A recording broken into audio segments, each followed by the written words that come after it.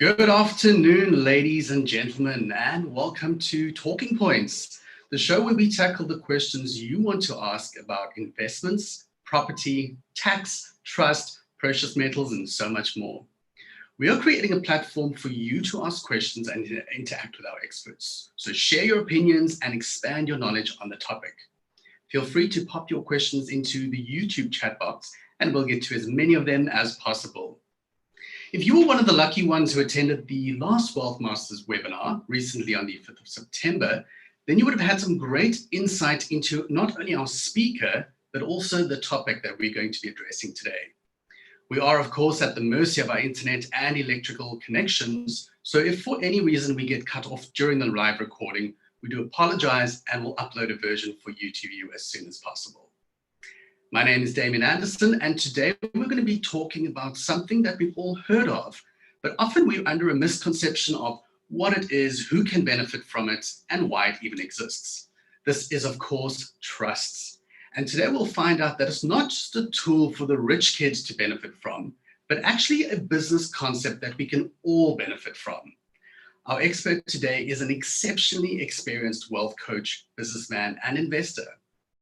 He's been the keynote speaker at numerous international conferences, and since 2003, he's worked with more than 80,000 people around the world, all around wealth creation. Our guest has published more than 1,000 articles and 3 books in the last 18 years, and is widely recognized as an expert on residential property investments and trust structures. In 1996, he founded the Wealth Mastery System, which is dedicated to providing a wide range of services, including wealth coaching, investor education, trusts and business accounting, and so much more. In 2003, he founded the Wealth Masters Club, which is an organization focused on delivering the latest expertise for managing wealth, developing high-performance property portfolios, and realizing our members' goals for financial success. I've also recently found out that the Wealth Masters Club is the fastest growing club in the world with over 700,000 members globally. Today, I would like to introduce the man himself. Ladies and gentlemen, welcome Mr. Coert Coetzee. Good afternoon, Damien. And good afternoon to the viewers. Good to be here. Thanks for the invite. Fantastic. And thank you so much for taking the time out of your very, very busy schedule to come and join us today and impart some of your wisdom. Oh, thanks, Damien. There's been quite a big misconception around trusts and what they're for, who can have one, etc. So I've always known a trust as something that the rich and the children of the rich have. So who can get a trust? Anyone can have a trust. It is something that not all people are aware of. Some people might think it's only the rich that can afford a trust, and that is maybe also why only the rich have trust. But it's very affordable, so anyone can have a trust. Anybody. On that note, I've always been the sort of person who thinks you need to have a lot of money to have a trust, because you're always hearing about the trust fund kids and all the money that's there. So you said this is not true. Is that correct? Yeah, no, a trust, it does cost money, obviously. Just like when you set up a company, it costs money to set up a company, and it costs money to set up a trust. But it's not a fortune, and you can always make arrangements and so on. But roughly it's about 10,000 to 11,000 rand for a trust in that region. So it is not the most expensive in the country, for example, in South Africa, but it's also not the cheapest. So it is rather about what you get and if you really need one. Some people hear about trust and then they set up a trust, pay a lot of money, but they don't actually really have a need for the trust.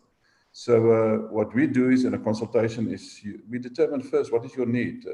For example, if you want to buy a house, then you must set up a trust first. That is actually important at that stage. You should never buy a house in any other entity than in a trust, a residential property.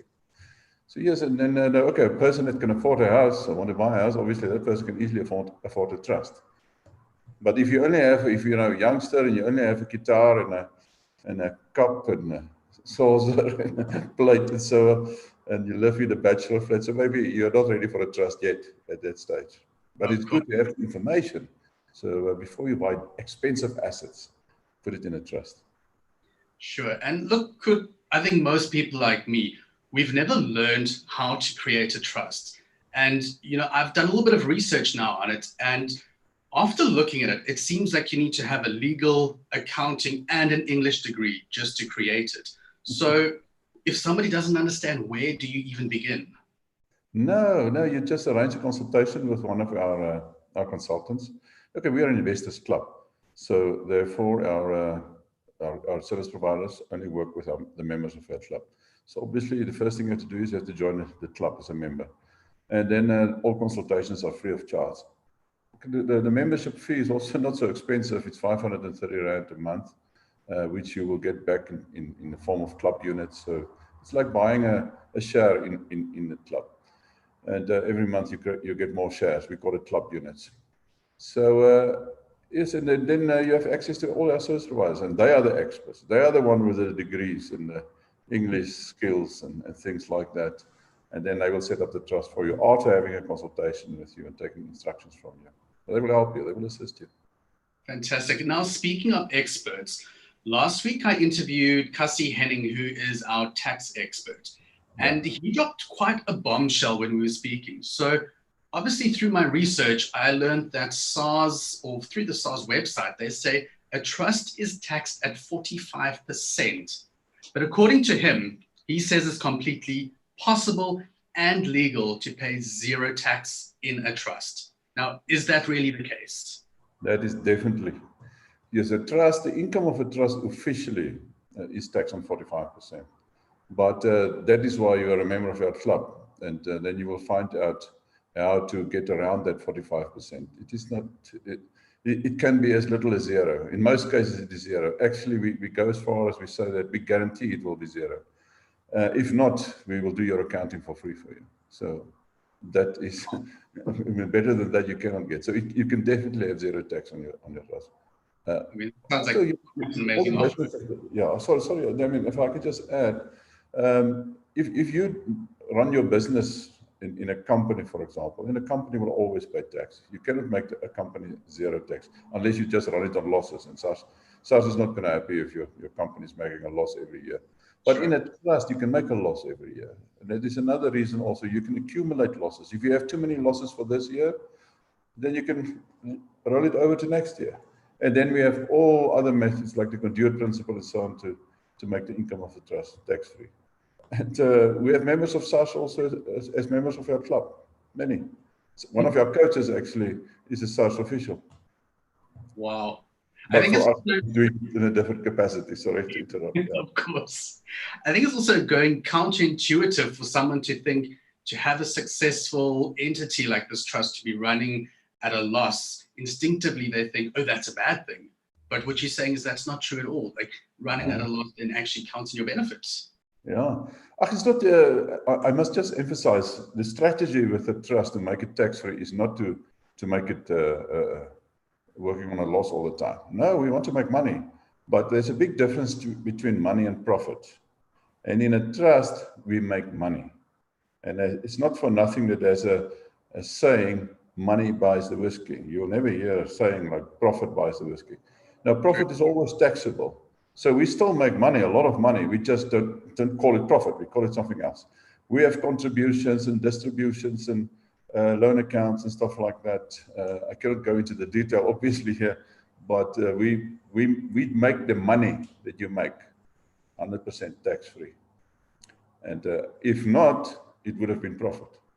So that is where in 1996, I discovered these methods, and I recorded it properly in an online course and so on.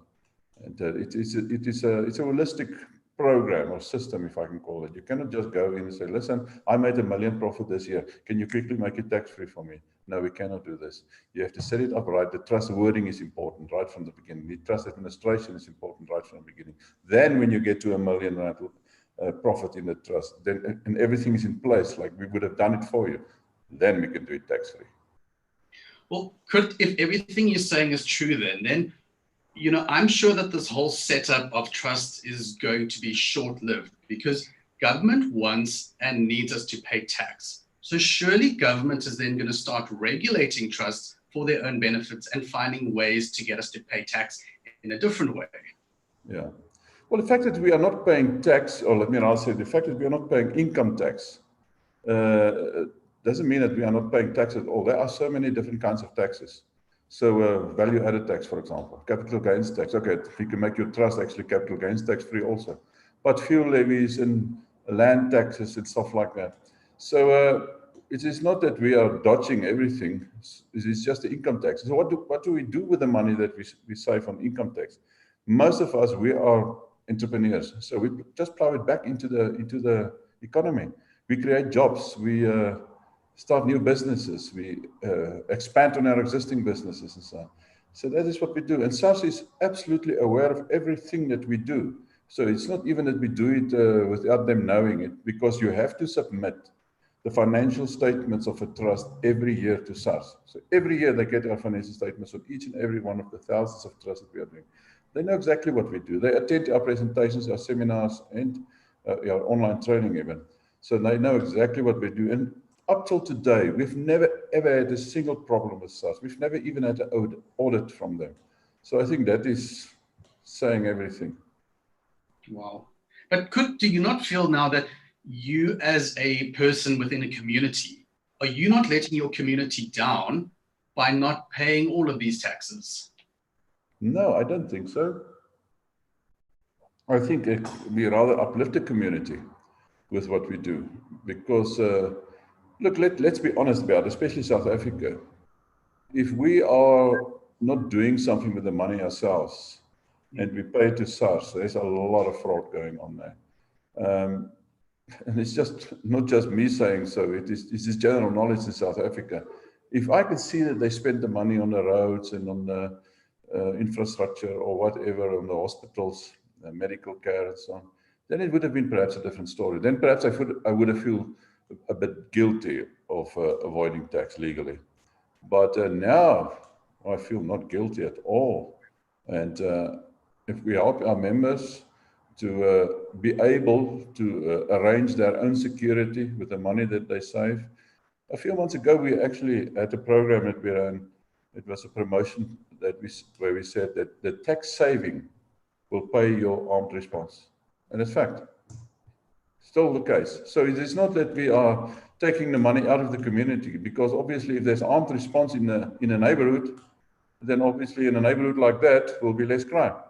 Because it's not your house that is protected, it is the visibility of the armed response guards in the street that is making the difference. And you are paying for them with the money that would have been taxed and stolen. Sure. I mean, yeah, it makes absolute sense. And so the trust then as a structure, do you not feel that this is just a way for people, to hide their funds from government and from SARS? No, we hide nothing. Everything that we do is open. As I said, financial statements that we do for SARS every year covers everything. Everything. We will never hide anything from them. Even people go around and say that Bitcoin, for example, or cryptocurrencies is unregulated. And then people think they don't have to declare it. We declare that also to SARS. And that's also a very important thing. The fact that you are declaring something to SARS doesn't mean that you're going to pay tax on it. But if you are not declaring it and not paying tax on it, you are committing a crime right there. And then we would have nothing to do with that. If you even suggest something like that to our attorneys, our accountants, then we will not do business with you anymore. Everything that we do is 100% above board, and we show it to SARS what we do. Sure. Have you ever had a situation where one of the members within the club has gone against what you guys said and, tried to hide things or not pay tax? Has that ever happened? And what was the sort of recourse for that? Yes, we had. In such cases, we stopped our connection with that client immediately, and we asked them to go. They are not our clients anymore. We stop it immediately. But we had it, not many times, but sometimes. Also, one thing that's very important is a trust cannot be used to hide, let's say, what can I call it, income from criminal activities. It cannot work. We will have nothing to do with that also. Everything that we do is 100% legal. I cannot emphasize that enough.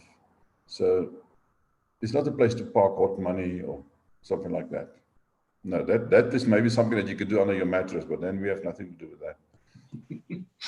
So if everything is legal, and if a trust then protects your assets as well, and it's creating wealth for your generations to come, and it's governed by the correct laws, why doesn't everybody know about this? And why is it not something that we are being taught at school?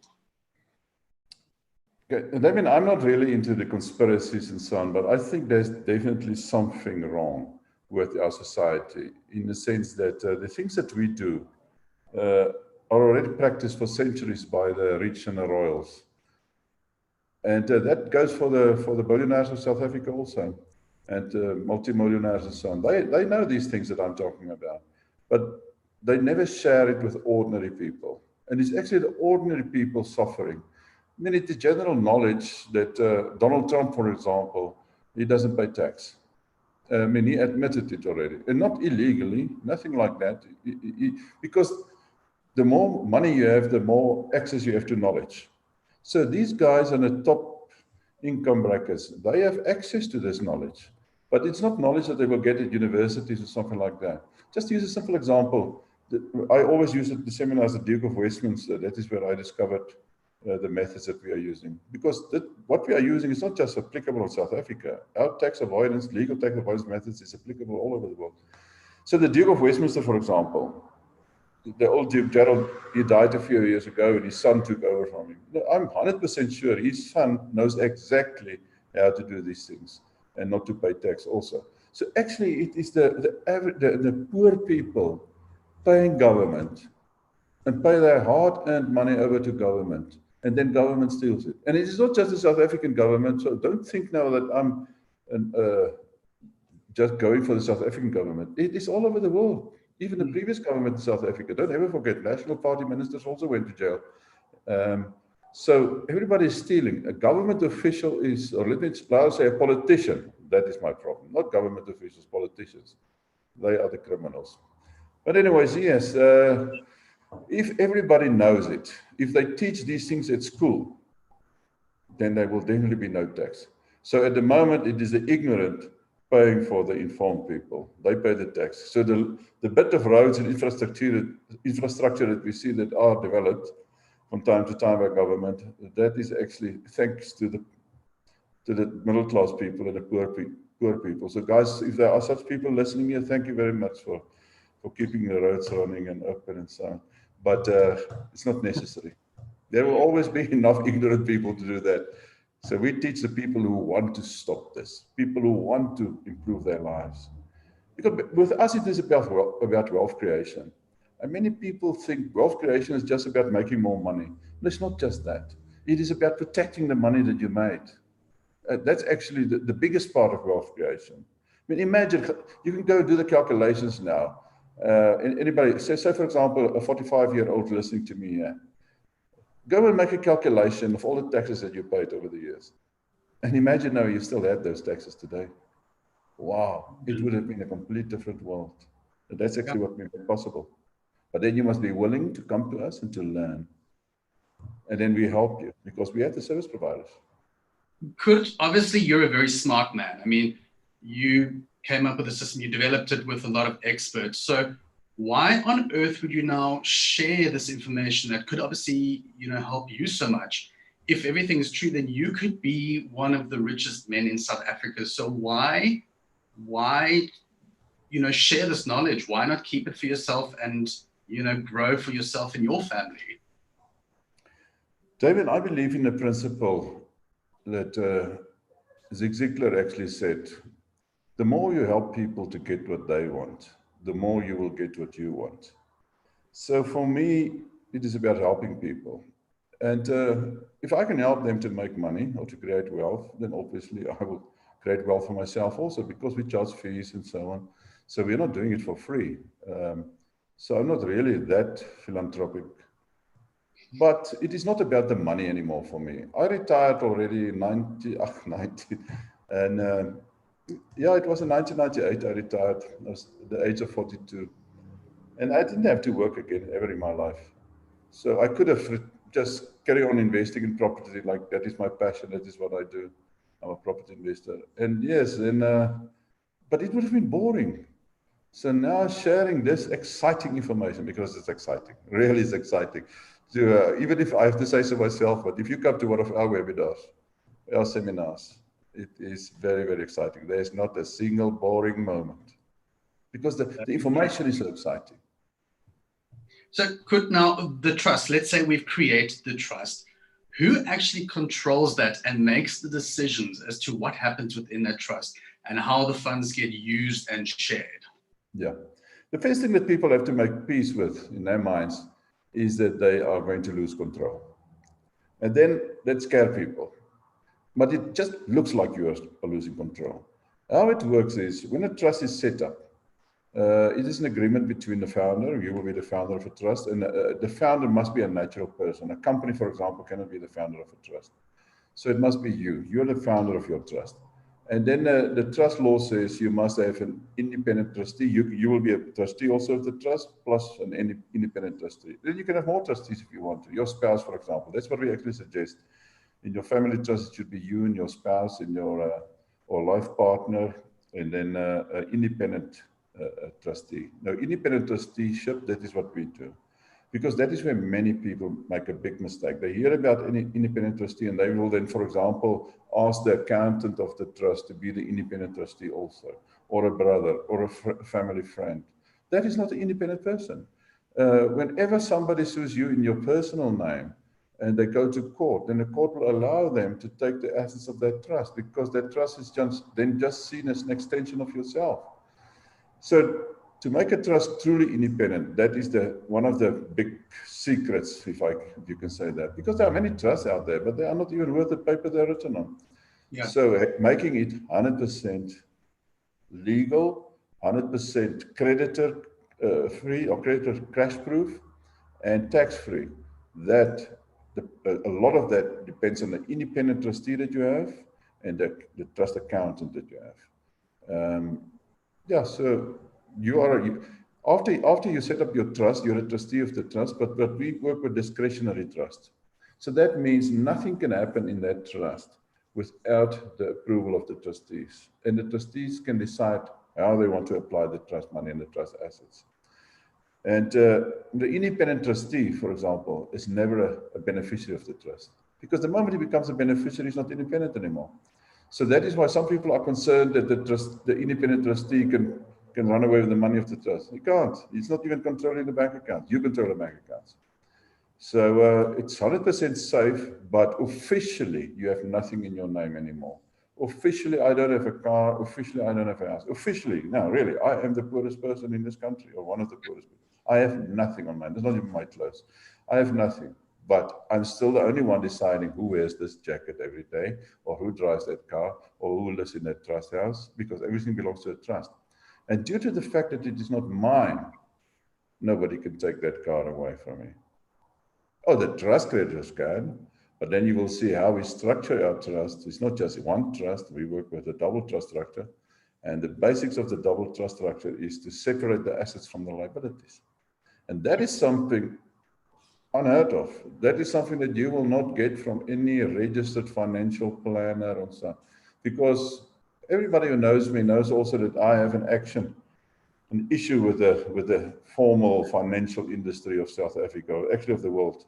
They don't want you to know these things, how to protect your assets, because they want to get to a point somewhere where in your life where they're going to take everything that you have. It's just a matter of time. If it is not happening during your lifetime because of a sequestration or something like that, where they then collect big time fees and taxes and stuff like that, and they have the auction companies, they control that also.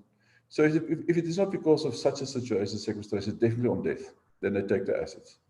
And I always say to people, if that was not the case, if you think I'm talking nonsense, that they're not going to take your assets, then my question to you will be, why are you not controlling the assets of your forefathers? What happened to their assets?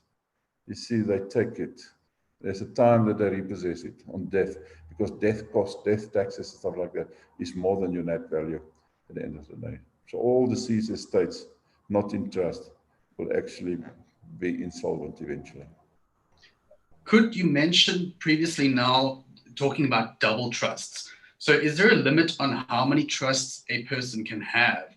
And, is the government or SARS ever allowed to take away or forcibly close one or more of your trusts? No, not at all. No, government is not interfering with our trust at all.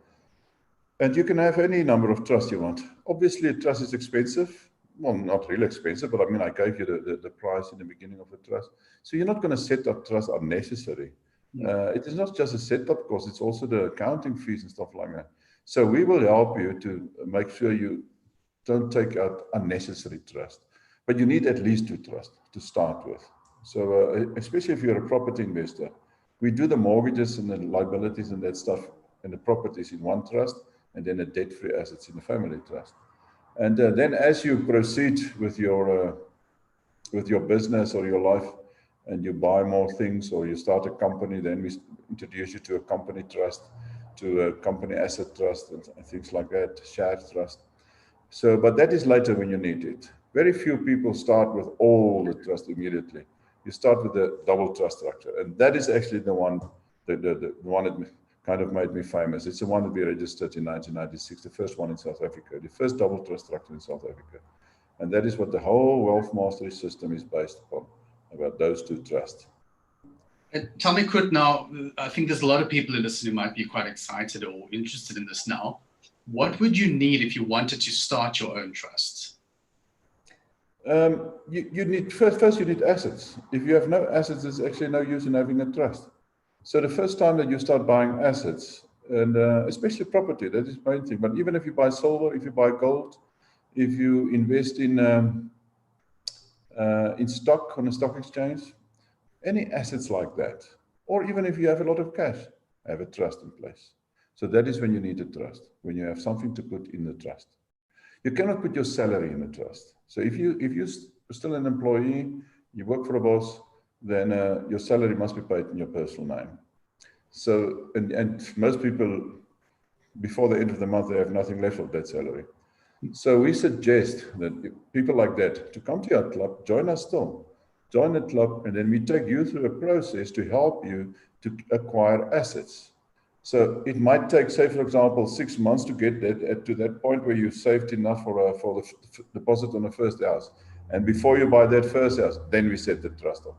Not when we meet you the first time, because then that trust will be for 6 months, will need to be managed and administration done with it by the accountants and so on, and you are not using it. So only when you need it. So as a Wealth Masters Club, we have coaches.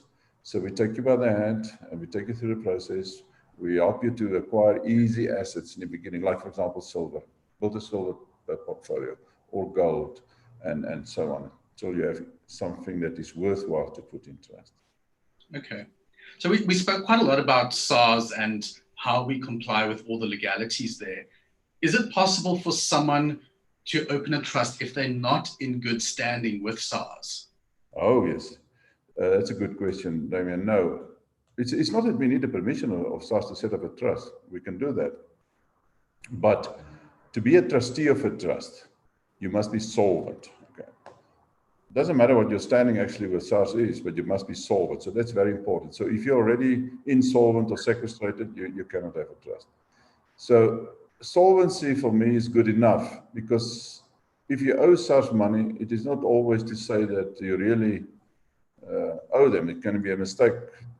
That old rule of you're not guilty until a court finds you guilty, that kind of thing. So, but if you are insolvent, then already you lost that case, and then you cannot have a trust. Yeah, then the master of the court, the trust is registered with the master of the High Court, and then the master will not allow that trust to be registered. Okay. And then, Coert, the final question I've got is, are you able to open a trust in a business name as well, or is it just in your personal name? Just in your personal name. Or let me rather put it this way. You can have a business trust, and the trust can have the name of your business. JB Painters Trust, if you want to do it that way. Or you'll have a company, JB Painters Pty Limited, and that the shares in that company will then belong to a trust. So those are the 2 ways of doing it. So all depending on what type of business it is. If it is a one-man business and you don't have partners, then it might be better for you to convert that company or that close corporation or whatever, or that one sole proprietorship that you have, to convert it into a trust and rather trade with a business trust thereafter. So let me set up a business trust for you. But still, you must be, in your personal name, must be the founder of that business trust. What a trust, the kind of business that a trust can do is unlimited. Trust can do any kind of business. But the moment that you bring a partner in, that is especially a partner that's not a family member, then the trust is not good enough anymore. Because especially with strangers on shareholders and so on, I mean, it might be your friend, but it's not your family. And then the Companies Act protects partners better than what a trust can. A trust is for the family. You keep it in a family with a trust, the immediate family. Coert, thank you so much. I know that we say time flies when you're having fun, but I think time flies more when you're learning as much as we have. We've already been through half an hour, so I just want to say thank you. And I think everyone who's been watching has also learned something new about trust today. But before we end, I'm sure I speak on behalf of a lot of people. That's when I say I am and we are completely clueless as to how to even start. What is the first step? So where can the viewers go to get more information and to get in touch with your experts? Yeah, that's a good point you make there, because if you just make a consultation now or arrange a consultation with one of my service providers, then it will be really fruitless, because you won't know, you won't understand the things that they are suggesting to you. So the best way, actually the only way to start, is you have to come to one of our training webinars. Webinar or seminar. So at the moment, because of lockdown, we are not allowed to do seminars. We do the webinars. And we do once a month, the first Saturday of every month, except for December and January. Then we go on long leave. But remember, we are wealth masters. We do this for the pleasure, not because we must. We have to. That's when I visit the kids in Europe and so on. But for 10 months of the year, every month, there will be a training session. So book yourself for the next one. The next one is on the 3rd of October. So anybody listening and want to know more, join the webinar. It's a full day webinar. We start at 9 o'clock in the morning and till 4 o'clock in the afternoon. But we have enough breaks and everything. And where we normally charge a 490 Rand access fee for a webinar, we've decided now that the next one on the 3rd of October, we're going to make 100% free of charge. Yeah, it's just a gift. Free of charge. You've just dropped a bombshell that nobody knows about yet. Yeah, the next one in November, you'll have to pay 490 Rand again. So we just thought maybe it's time for a surprise. We have so many bad things happening everywhere in the world. And so let's do something good for a change and give it for free, the information for free to the people for 400. Instead of 490, zero fee. Just go on our website and book it. Amazing. I'm sure people are going to be streaming there. So if today's discussion did pique your interest and you want to find out more information or how to get the correct people to help you to set up this trust, you need to visit www.wealthmastersclub.com. Is that correct, Coert? That's right. Yes. Fantastic. And other than that, you can find more information on the website, but we will also be hosting this chat every Wednesday at 1 p.m. So feel free to join us live and ask your questions and interact. This video will be available on YouTube for you to share with all of your friends and colleagues in case they've got any questions about trusts. You can view this and the others from our playlist on Wealth Masters TV YouTube channel. Please don't forget to like and subscribe to the channel and click on the bell icon. That way you'll be notified about the next upcoming chat so you don't want to miss a thing. Coert, thank you so much. I'm sure everybody has learned quite a lot today, and we look forward to you talking to us a little bit more at the webinar that everybody is, I'm sure, going to go register for today. Thank you so much. Yes, the webinar will be exciting, I can tell you that. It's always exciting. If you just take a look at the previous ones, it is not just a normal webinar and just talking. We have music, we have different speakers. It's not just me. And different topics. We speak about property, we speak about trust, we speak about tax, we speak about gold, we speak about silver, and even cryptocurrencies. So all the things that we use to create wealth. I hope to see you there. And I believe you also give away quite a lot of things at these webinars as well. Oh yes, yeah, lots of gifts. Oh well, there must be gifts. So we have a lot of gifts that we dish out. Like last Saturday, it was like silver bullion bars, and it was like free trust and discounted trust. And no, it's fun. It's a lot of fun. And we have competitions also. So if you must listen carefully, because somewhere in a webinar we're going to ask a question, and the first one on the replies with the right answer can get a big prize. Last Saturday, it was a 11,000 Rand prize, first prize for the first person with the right answer. So I think we can call you the Bill Gates of South Africa, because you're a philanthropist, you're teaching us, and you're giving away free things for free. So thank you so much for that, and I'm sure we will see a lot of you there soon. Thank you so much again for joining us, and we will see you guys all again next week. Bye-bye. Thanks, Damien. Cheers, guys.